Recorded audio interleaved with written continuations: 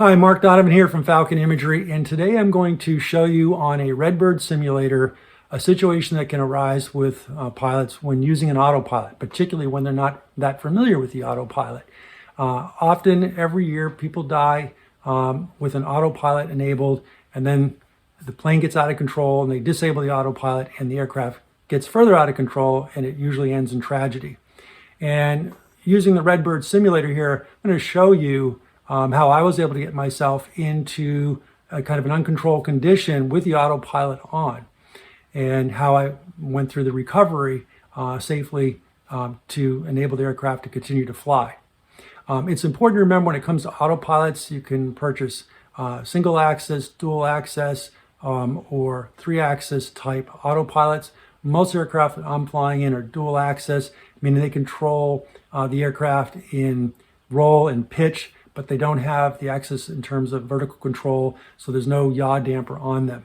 In addition, they don't have throttle control. So when you're using an autopilot, you have to pay attention when the aircraft is, let's say, in nav mode, in turning, you've got to continue to think about using rudder. Similarly, if you're going to climb or descend, you've got to adjust your power setting with that autopilot on. If you don't, you could find yourself in trouble. And that's what I'm going to show you here in this short little video clip on our Redbird simulator.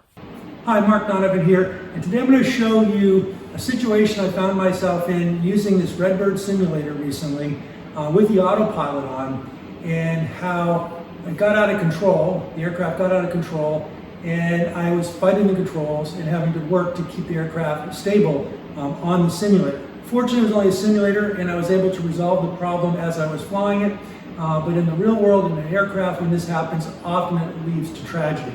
So I'm going to replicate today what I did recently in the sim, and hopefully you learn from this experience and make sure you don't find yourself in the same situation in a real aircraft using an autopilot.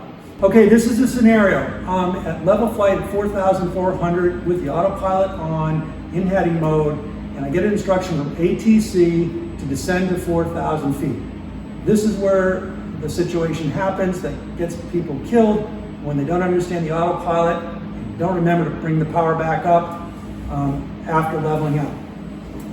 So I'm sitting here at cruise power setting at 4,400, and I get this instruction to descend to 4,000 feet. I'll put the 4,000 feet in here, I'll hit altitude, vertical speed down at 500 feet per minute descent rate, and I'll bring my power back to about 1,900 RPM. So here we are descending to 4,000 feet. We're going about 90 knots. It's all looking good. The aircraft's getting ready to level out. It's captured the 4,000, and we can see the vertical speed is now going up to 0.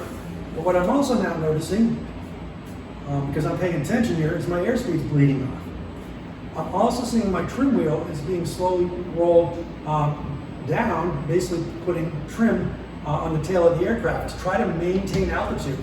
And as I'm doing this, my airspeed's getting slower and slower and slower. And we're going to see what happens here. And then we're going to do the things we're taught to do when we get a stall. We're now down to 70 knots.